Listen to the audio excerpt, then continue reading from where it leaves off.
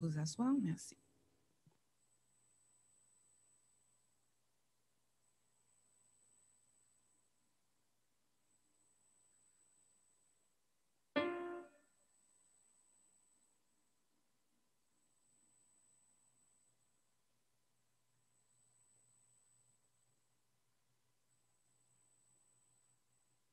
Bonjour. Ne vous inquiétez pas, je ne vais pas vous casser les pieds. C'est un plaisir d'être ici avec l'Église de Dieu ce matin. Amen.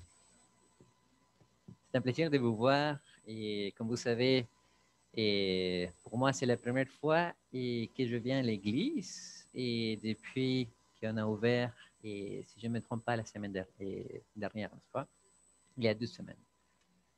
Parce qu'on était sur Zoom, mais aussi, et comme vous le savez, moi j'étais en congé parental. C'est pour ça que probablement vous voyez les marques, n'est-ce pas, dans les yeux. Mais on est content parce que c'est une bénédiction et c'est de la fatigue, heureuse fatigue. On est content de voir notre petite qui elle est tout dépendante, n'est-ce pas? Elle dort, elle mange et bon, et bien sûr, elle veut qu'on échange les couches, mais elle est confiante que ses parents vont pourvoir à ses besoins, n'est-ce pas? Et ça me fait beaucoup réfléchir, parce que Dieu, il parle, hein? Tu vois, David, c'est comme ça que tu dois être confiant en ce que moi je peux faire pour toi et ce que Dieu peut faire pour nous, n'est-ce pas? Amen. Donc, et ce matin, j'aimerais commencer une nouvelle série avec vous, une série que moi j'ai intitulée Mon expérience avec Dieu. Comment connaître et faire la volonté de l'Éternel? Est-ce que vous, vous avez pensé à cette question déjà? Comment moi je peux connaître et faire la volonté de mon Dieu dans ma vie? Pas? Il y a, et en 2020, l'année dernière, on a parlé un petit peu des noms de Dieu, n'est-ce pas? On a vu comment Dieu, il s'est présenté lui-même comme Dieu qui guérit, comme l'Éternel qui pourvoit, n'est-ce pas? Dieu, il a plusieurs noms dans la Bible. Et parfois, on lit la Bible, on pense que on a la signification, n'est-ce pas? Et c'est fini. En fait, ça, c'est très, très pensée grecque, n'est-ce pas? Si je veux connaître quelque chose, je prends le dictionnaire. Ah, OK, le petit Larousse, voilà la définition. C'est fait. Tandis que dans la Bible, la pensée hébraïque, si toi, tu ne fais pas une expérience, tu ne connais pas. Ça, c'est la définition biblique. Donc, si moi, je dis, je dois connaître l'Éternel, c'est que Dieu, il entend, c'est que toi et moi, nous puissions faire une expérience avec Dieu, n'est-ce pas? Alors, pour nous mettre un petit peu en contexte, il y avait un pasteur aux États-Unis qui devait se rendre dans un endroit, n'est-ce pas? Et dans une ville qui était à peu près la même distance que Gatineau, Montréal. Donc, c'est 2 heures, n'est-ce pas? 2 heures et demie, 2 heures? 2 heures, voilà. Donc, et ce pasteur, il a pris une vanne, n'est-ce pas, une service de vanne, quelqu'un qui conduisait la voiture, et plusieurs personnes étaient dans la vanne, n'est-ce pas, et il prenait la route, il s'allait. Donc, quand ils étaient dans l'autoroute, ils ont vu que le monsieur qui conduisait, et tout d'un coup, il a bougé la voiture très brusquement. Et il y avait un grand camion qui venait, n'est-ce pas? Et ils étaient presque et une coalition, n'est-ce pas? Donc, ils sont posé la question, mais qu'est-ce qui se passe? Et après, ça a répété une deuxième fois. Donc, les personnes qui étaient dans la voiture ont dit, mais est-ce que ça va, ça va? Et la personne qui conduisait disait, oui, oui, ça va bien. Une troisième fois, c'était arrivé, donc ils sont obligés de dire, écoutez, on va arrêter la voiture, on va se mettre de côté. Et quand ils ont fait ça, ils ont constaté que le monsieur qui conduisait était en train d'avoir un ACV, c'est comme ça qu'on dit? AVC, voilà.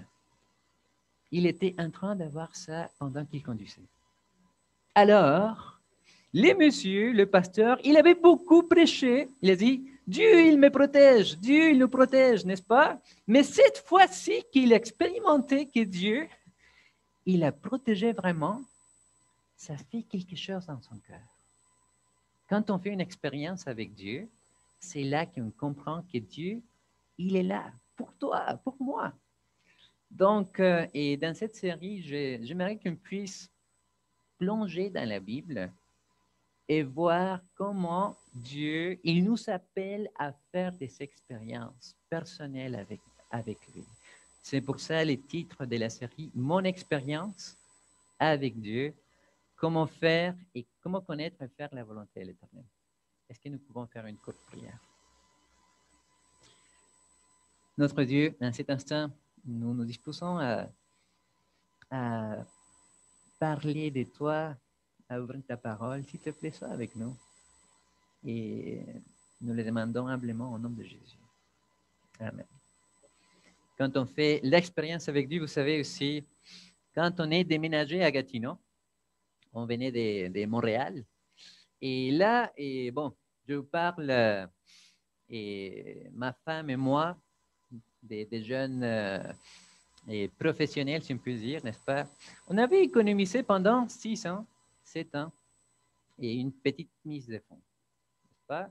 Et là, quand on arrive à Gatineau, c'était toute la pandémie, les marchés immobiliers étaient fermés. Et moi, je dis, OK, Seigneur, on arrive dans une nouvelle ville, on va aller faire une offre d'achat pour une maison. Et c'était la première journée que le marché commençait à s'ouvrir. Moi, je suis venu ici et on a visité quelques maisons, on a fait une offre. Et bon, je me dis, OK, Seigneur, moi, je vais offrir un petit peu plus pour être sûr que ça va aller.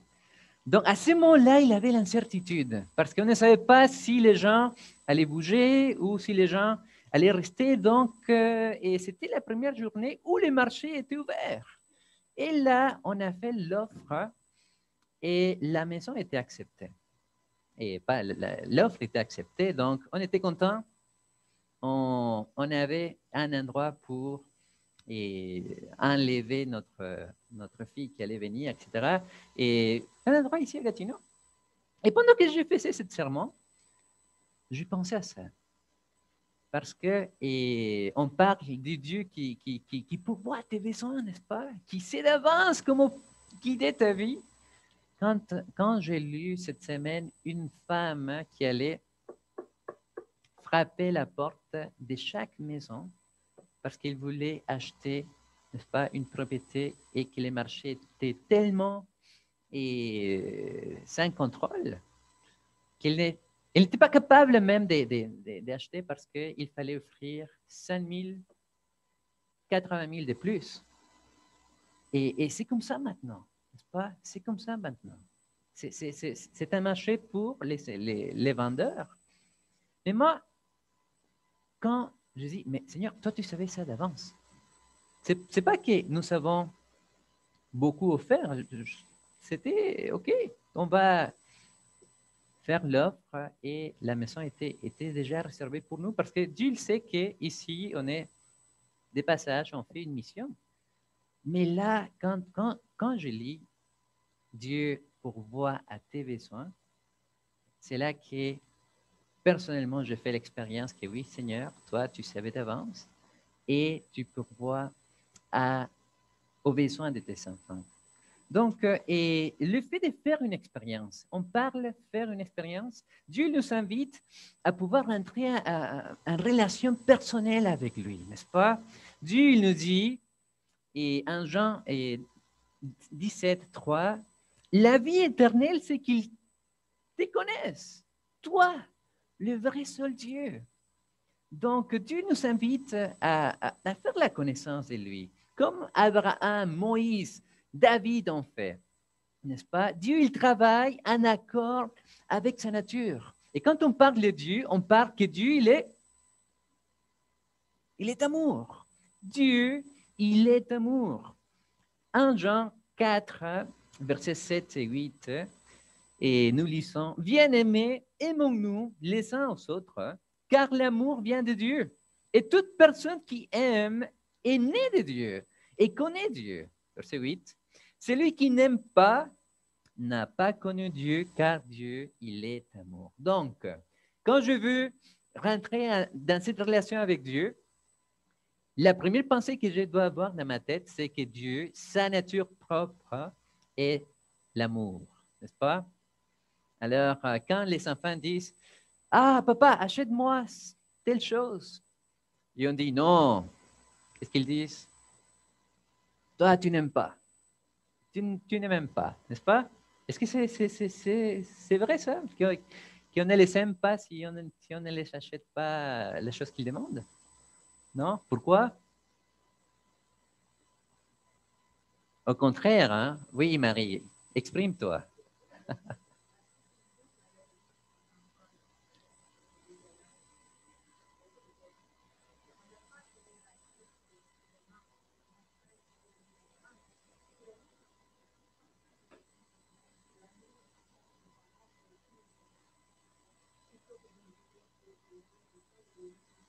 Mhm, ouais. Et aussi, papa et maman, ils savent quand ils disent quelque chose, n'est-ce pas, et ce qui est bon, ce qui est bien, n'est-ce pas?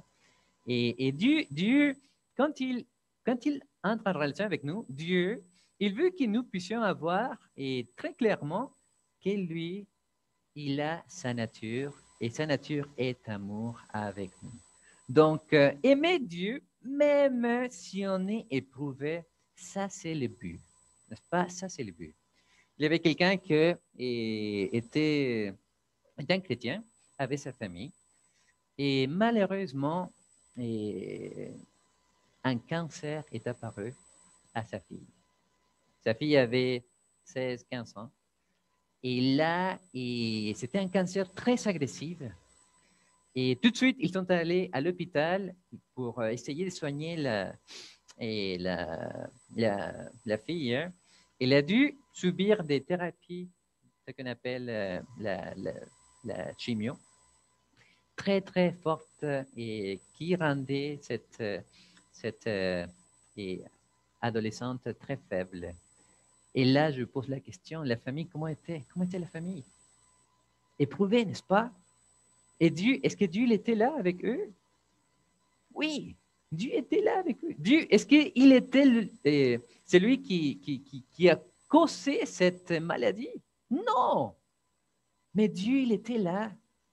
Et Dieu, il, il, il était avec eux, même si c'était difficile.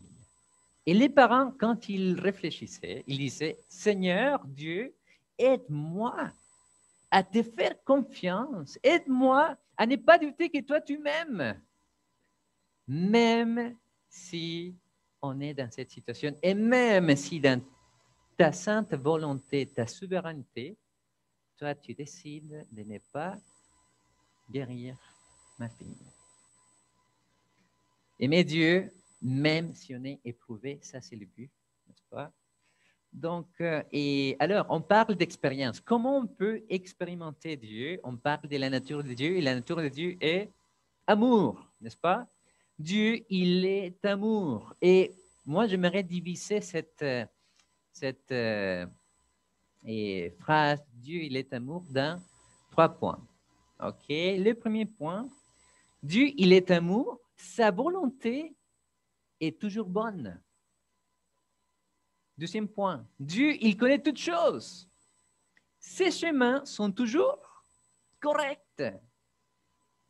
Et troisième, Dieu, il est tout-puissant. Il peut te permettre d'accomplir sa volonté. Donc, on va bien sûr décortiquer ça, n'est-ce pas? Dieu, il est amour. Sa volonté est toujours bonne. Est-ce que vous pensez ça? La volonté de l'Éternel est toujours bonne? Oui. Alors, parce que, est-ce que vous connaissez ça parce que vous l'avez lu dans la Bible ou vous connaissez ça parce que vous savez expérimenter que la volonté de Dieu est toujours bonne? Parce qu'il faut faire la différence. Hein? Si nous lisons dans la Bible, ah, Dieu, il m'aime, mais on n'a pas réfléchi les fois que Dieu m'a montré que oui, je t'aime. Hein? Donc, expérimenter avec Dieu. Donc, l'amour de Dieu cherche toujours ce qui est mieux pour chaque personne. Je le répète, l'amour de Dieu cherche toujours ce qui est mieux pour toi. Et un exemple ici, il y avait un couple de chrétiens qui est allé dans un pays, dans un coin du monde, et où il sentait que Dieu, il est attiré à ces coins-là pour faire la mission, pour partager le Christ, n'est-ce pas? Et c'était une famille qui venait des États-Unis, est allée à ces coins du monde, et là, vous savez, tout était différent. Il n'y avait pas cette pression pour, je ne sais pas, ici en Amérique du Nord, et c'est très je dis, pas rigide, mais on a des choses à faire, etc. Le temps est structuré. C'est la façon comme nous vivons ici, n'est-ce pas? Mais ce n'est pas la même façon dans tout le monde. Alors, ce couple-là a dû quitter son pays, aller s'établir ailleurs et découvrir une nouvelle culture, découvrir une nouvelle nourriture, découvrir des nouvelles valeurs, n'est-ce pas? Et là, est-ce que vous pensez que c'était facile pour eux? Est-ce que quelqu'un a fait déjà ça? Oui. Donc là, ils étaient là, mais ils avaient une mission. Ils voulaient partager l'évangile, partager de Jésus, et ils étaient là pendant 6 ans. Alors, quand ils sont retournés aux États-Unis, ils s'étaient complètement comme choqués de voir qu'ils n'étaient pas habitués comme avant. Même, ils aimaient la vie qu'ils avaient dans les pays où ils sont allés. C'était plus relax, même quand ils venaient à une ville, n'est-ce pas? Et tous les enfants sortaient de la communauté et commençaient à chanter pour les nouveaux arrivants. Donc, c'était chouette, c'était beau. Et vous savez, ces couples-là a dû laisser son pays pour aller s'établir ailleurs, mais aussi ils ont dû faire confiance à Dieu. Parce que quand on lit dans la Bible, Dieu, il sait ce qui est mieux pour toi, il faut lui faire confiance. N'est-ce pas? Ça, si toi, tu veux commencer un projet professionnel, si toi, tu veux aller dans une direction, dans ton travail, etc. Dans toute chose, Dieu, il connaît le meilleur chemin pour toi, n'est-ce pas? Et les commandements de Dieu sont toujours droits, n'est-ce pas? Et sa volonté est toujours bonne. Quand nous lisons dans la Bible, et tu ne feras pas d'adultère, n'est-ce pas? Tu ne commettras pas d'adultère. Ce n'est pas une restriction, parce que Dieu, quand il fait la famille, la femme connaît l'homme, l'homme connaît la femme, et ils doivent développer une relation qui va en tirer les mieux de chaque personne. Et après, les enfants arrivent. C'est une bénédiction, n'est-ce pas? Et c'est comme vous savez, c'est comme un petit trésor que chaque personne a. Et là, quand Dieu te dit, écoute, ça c'est un cadeau pour toi, mais ne fais pas d'adultère, ne commets pas d'adultère, parce que ces mots-là, qu'est-ce qu'on fait avec les cadeaux? On les brise. Donc, la volonté de Dieu, ses chemins sont toujours droits, sont toujours bons. C'est parce que Dieu, il t'aime, il veut le meilleur pour toi. Il veut que nous puissions développer cette compréhension pratique qu'il m'aime.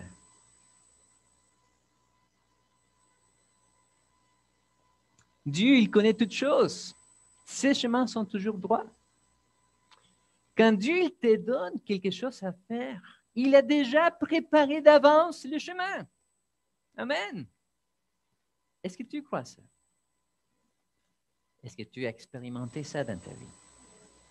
Oui ou non? Oui. Alors et aussi, pendant que je lisais dans un livre cette idée, le livre disait, quand tu remarques que Dieu a fait quelque chose pour toi, quelque chose exceptionnel pour toi, prends le temps et loue son nom.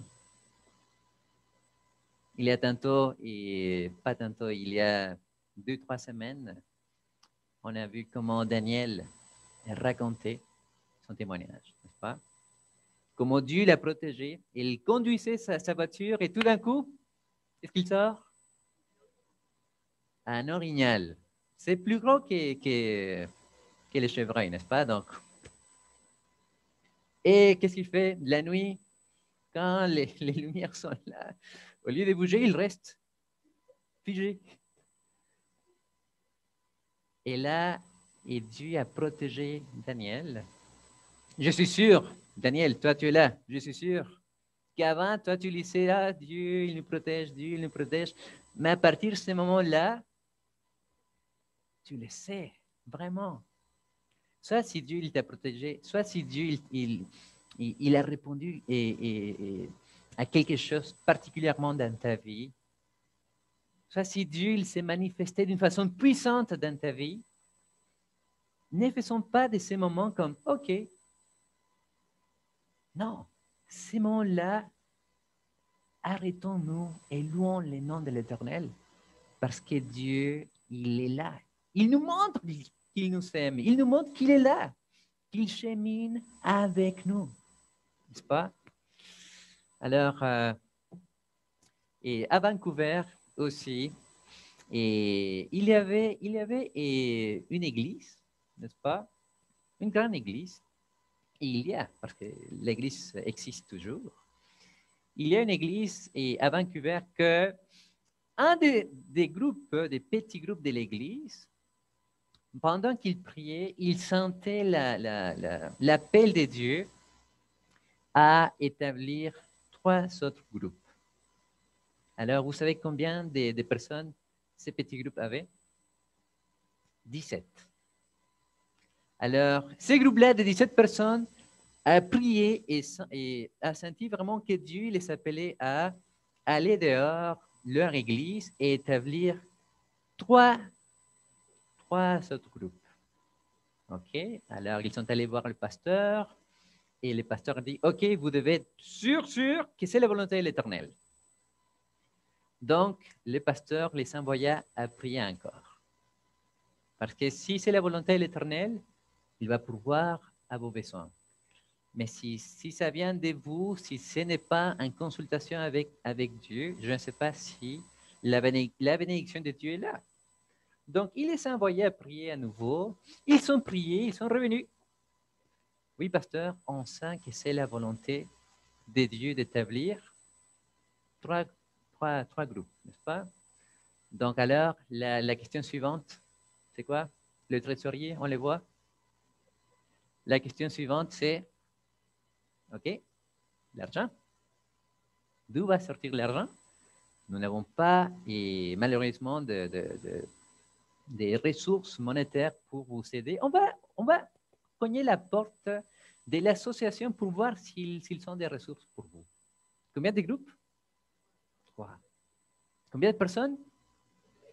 17. OK. Ils sont allés voir l'association et Qu'est-ce que vous pensez que c'était la réponse? Non. La réponse était non. Ouais. Alors, c'est Dieu qui a mis dans leur cœur, je veux que vous puissiez aller établir 3 autres groupes. Et la réponse est non, non, non, non. Qu'est-ce qu'on fait? On se décourage? On avance. Et ces groupes, parce que ces groupes connaissaient que toute chose, Dieu, il connaît d'avance et il prépare d'avance le chemin.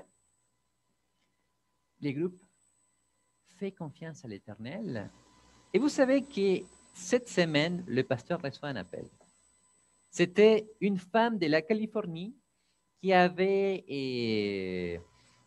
été dans une de ces conférences, parce que les pasteurs à Vancouver, vous savez, Californie, Vancouver, et BC, BC, Californie, on les fait souvent, n'est-ce pas? Donc, le pasteur est allé en Californie donner des séminaires. Et il avait une femme qui était touchée parce qu'il racontait son expérience au Canada. Cette femme était touchée et cette femme appelle ce pasteur pour lui dire, écoutez, moi, j'ai décidé dans mon cœur que j'allais partager une partie de mes... Cette femme avait beaucoup de bâtiments, n'est-ce pas? Donc, elle allait vendre une partie de son immobilier, n'est-ce pas? Et elle a décidé de lui donner une partie à l'Église, n'est-ce pas? Donc, mais même, elle a précisé, c'est pour la mission de l'Église. Alors, je vois que Marie, elle sourit parce qu'on s'est parlé, Marie, je sais ce que tu veux faire. Marie veut établir une nouvelle église dans les coins de Gatineau, n'est-ce pas? Amen. On dit Amen. Et là, alors, imaginez-vous, ces groupes-là qui priaient, qui disaient, Seigneur, on sait que toi, tu nous appelles à établir 3 autres groupes et on n'a pas d'argent. Mais toi, tu es là. Et le pasteur vient, cogne la porte, il dit, bon, écoutez, Dieu, il a préparé d'avance toutes choses. Donc, voici l'échec. Et c'était assez d'argent pour établir les 3 groupes, donc payer trois personnes qui étaient là à temps plein pour démarrer leur groupe. On dit Amen. Est-ce que Dieu connaît toutes choses? Est-ce qu'avant, on lisait, ah oui, Dieu connaît toutes choses, mais après, ces groupes-là, après avoir fait cette expérience, c'est plus personnel, n'est-ce pas? Ça vient plus ici. Ça nous aide à comprendre que Dieu, il est là pour toi, pour moi. Donc, le premier point, Dieu, il est amour. Sa volonté est toujours bonne. On doit lui faire confiance, n'est-ce pas? Deuxième point, Dieu, il connaît toutes choses. Ses chemins sont toujours bons. Là où Dieu il te guide présentement, si toi tu sens que Dieu il est là, qu'il dirige tes pas, ne doute pas, ne doute pas, continue, fais-lui confiance. Fais-lui confiance. Tu vas voir et tu expérimenteras d'une façon personnelle que Dieu, il est amour. Donc, troisième point, Dieu, il est tout-puissant. Il peut te permettre d'accomplir sa volonté. Et parfois, on dit, oui Seigneur, moi je veux aller accomplir ta volonté. Donc, le pasteur appelle, il dit, ah, alors, est-ce que vous pouvez prêcher cette semaine? Qu'est-ce qu'on dit? Non, trouvez quelqu'un d'autre, n'est-ce pas? Donc, alors, comment on prend ça? Est-ce que on s'excuse derrière notre incapacité à pouvoir faire quelque chose dans l'Église? Ou c'est une manque de foi cachée? Qu'est-ce qu'on dit? manque de foi, n'est-ce pas? Donc, mais souvent, et moi, quand j'étais petit, j'étais ce type de personne. Et bon, dans ces cas-là, le pasteur était mon père. Donc, et mon père, il dit, David, viens, tu vas faire ça. Non, non, je ne sais pas comment faire. Non, tu vas faire, tu vas faire, tu vas faire. Il m'a poussé, il m'a poussé, il m'a poussé. Mais là, et quand on voit dans la Bible, et je vais vous inviter à ouvrir le livre d'Ésaïe, Ésaïe chapitre 46, Ésaïe chapitre 46, versets 10 et 11. Ésaïe chapitre 46, versets 10 et 11. La Bible nous dit, je révèle dès le début ce qui doit arriver, et longtemps à l'avance, ce qui n'est pas encore mis en œuvre. Je dis, mon projet se réalisera et je mettrai une œuvre tout ce que je désire. C'est qui parle?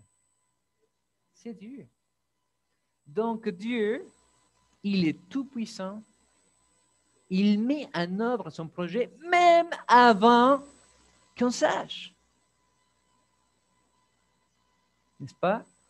Et remarquez, mon projet se réalisera et je mettrai en œuvre ce que je désire. Dieu, il est tout-puissant. Il travaille pour nous permettre d'accomplir sa volonté. Dieu, quand il nous voit, il voit des personnes qui sont capables d'accomplir des choses pour lui. Et quand on travaille pour Dieu, ce n'est pas pour notre gloire personnelle, on travaille pour son honneur et pour le bien de la communauté, pour le bien de notre prochain. Comment on résume la chrétienté? Aime ton Dieu de tout ton cœur, de toute ta force, et aime ton prochain comme toi-même, n'est-ce pas? Donc, et là, on voit que oui, Dieu est tout-puissant, mais quand il faut les mettre en pratique, n'est-ce pas? Parfois, on a des doutes. Oui, oui, je pense que tu es du puissant, mais pour cette petite chose, je ne sais pas, Seigneur. Oui, je pense que tu es du puissant. J'ai lu dans la Bible que toi, tu as ouvert la mer Rouge. Mais pour me soigner la blessure émotionnelle que j'ai depuis longtemps, je ne pense pas que tu es capable de le faire. Je ne pense pas que toi, tu es tout puissant. Je ne pense pas que tu es capable de guérir mon mariage. Je ne pense pas que tu es capable de m'aider dans mes problèmes d'apprentissage. Je ne pense pas que tu es capable de me trouver un mari. Je ne pense pas que tu es capable de me pardonner vraiment.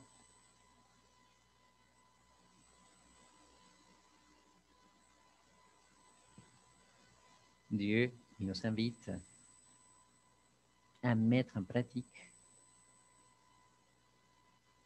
cette relation qui est vraie, qui est basée sur une expérience et pas sur une lecture. Et s'il y a des choses que Dieu il n'a pas fait, maintenant, vous savez le temps. Vous savez le temps pour dire, Seigneur, montre-moi, guide-moi, aide-moi. Parce que je sais que toi, tu peux accomplir toutes choses aussi dans ma vie. Dieu, il est un Dieu d'amour. Dieu, c'est sûr qu'avec les péchés, il y a une séparation, n'est-ce pas? Il faut le dire. Il y a des fois que moi, je me lève et je sens la présence de Dieu tellement proche. Il y a des fois aussi que moi, je me sens comme le pire humain. Mais ce n'est pas une question d'émotion, c'est une question de foi, n'est-ce pas? Dieu, aujourd'hui, Dieu nous appelle à faire l'expérience avec lui, une expérience basée dans quelque chose qui est vrai. Je ne sais pas comment toi, ta vie est en ce moment aujourd'hui. Je ne sais pas comment toi, tu es venu aujourd'hui à l'église, ou comment c'était la semaine. Et pour toi, probablement c'est une semaine difficile, probablement c'est une semaine facile, probablement tu as beaucoup d'années dans l'Église, n'est-ce pas? Ou peu d'années, peu de jours, peu de mois, que toi tu as décidé de connaître l'Éternel. Et vous savez aussi, en pandémie, là, ça commence à être lourd, n'est-ce pas? Ça commence à être lourd. On a besoin Bon, l'été est arrivé, s'il vous plaît, sortez aussi. Sortez prendre le soleil et l'air fraîche. On sait que c'est pas facile, mais Dieu, il est avec vous. Dieu, il est avec nous. Dieu aussi, il est avec la communauté. Et vous savez quoi? Dieu, il a besoin de nous. Parce que les autres personnes qui, d'une façon ou d'une autre, ne cherchent pas Dieu parce qu'ils ne le connaissent pas, vont beaucoup souffrir maintenant. Et même on parle que ça va venir toute une vague des problèmes de santé mentale à cause du confinement. Donc, et toi qui connais Dieu, Dieu, il a besoin aussi de toi. Toi qui connais que Dieu, il est amour, Dieu, il a besoin aussi de toi. Pas seulement pour que toi, tu les profites. Pas, bon, on ne dit pas profite, mais que toi, tu puisses... comment on dit ça? Voilà, mais aussi que toi, tu puisses partager et cette bonté, cet amour que Dieu, il te donne, il nous donne. N'est-ce pas? Donc, durant cette série qu'on va découvrir à chaque fois des caractéristiques de la part de Dieu, et je vais t'inviter, et ceux qui sont à l'église, ceux qui sont sur Zoom, ceux qui sont sur YouTube, je vais vous inviter à vraiment être attentifs comment Dieu, il se manifeste quotidiennement dans votre vie. Parce que c'est ça vraiment qui va nous permettre d'être là et découvrir que Dieu, il ne nous abandonne pas, il nous aide à continuer. Que Dieu puisse nous aider, que Dieu puisse être avec nous ce matin, ce samedi. Et souvenons-nous que Dieu, il est d'amour et il veut faire de nous des nouvelles personnes. Amen.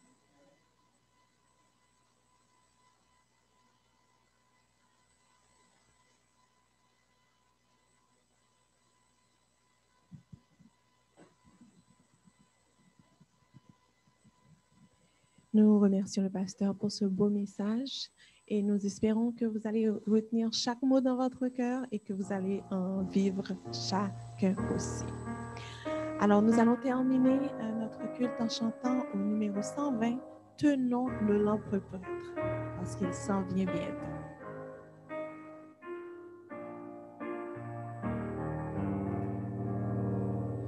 Tenons-nous lampes prêtes, chrétiens, préparons-nous pour l'heure où les trompettes annonceront l'époux, car répondre on s'empresse, Hosanna, Hosanna, et qu'avec on chante Alléluia, on chante Alléluia. Voici déjà les anges avec les élus, ils disent leur louange en l'honneur de Jésus, car répondre on s'empresse, Hosanna, Hosanna, et qu'avec allégresse on chante Alléluia, on chante Alléluia. Voici Jésus lui-même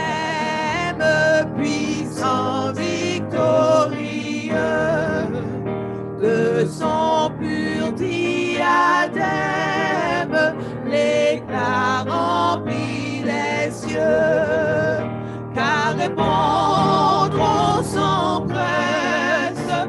Hosanna, Hosanna, et qu'avec allégresse on chante Alléluia, on chante Alléluia. Venez bénis du Père qui m'avait attendu. Entrez dans la lumière, le ciel vous est rendu, car répondront sans presse. Hosanna, Hosanna, et qu'avec allégresse on chante Alléluia, on chante Alléluia. Amen.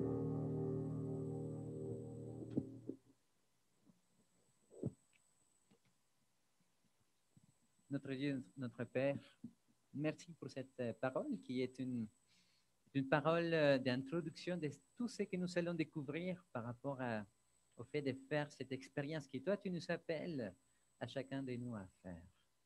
Et cette introduction, c'est de nous souvenir aujourd'hui que ta nature est une nature basée dans l'amour. Même toi, tu le dis, que l'amour,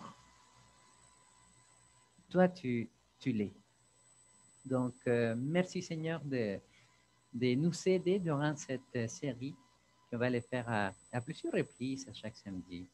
Merci de nous aider aussi à nous souvenir que ta volonté est toujours bonne, que tes chemins sont toujours corrects, que toi tu connais toutes choses et que toi tu es tout puissant pour nous permettre d'accomplir ce que toi tu veux que nous accomplissons dans notre vie.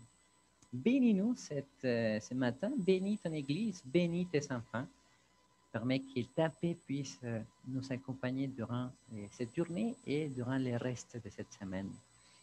Nous voulons aussi prier pour notre pays, nous voulons prier pour notre monde, que toi tu puisses, Seigneur, et permettre que cette pandémie puisse aussi finir bientôt. Et nous prions aussi pour les différentes maladies qui sont dans différents coins du monde aussi, que toi tu puisses être là, présent, et que tu puisses nous aider à pourvoir aux besoins si nous avons l'opportunité de le faire, de partager, d'être généreux, de bénir les autres comme toi tu le fais pour nous.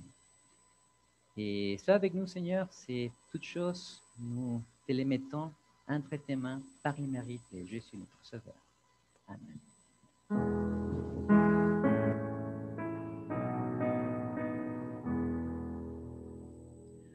Père, unis-nous tous. Père, unis-nous tous. Que le monde croit à ton amour. Père, unis-nous tous.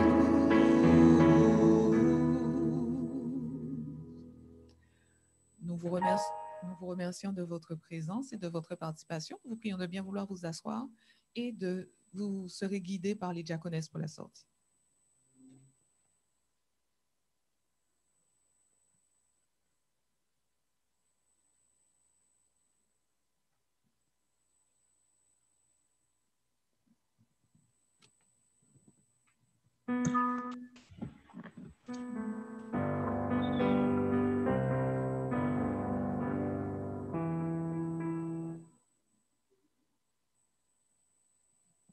Pour la sortie, nous allons chanter ensemble « J'ai l'assurance de mon salut par la puissance de...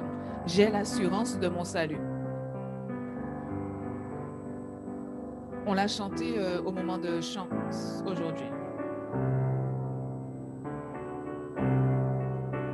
Merci.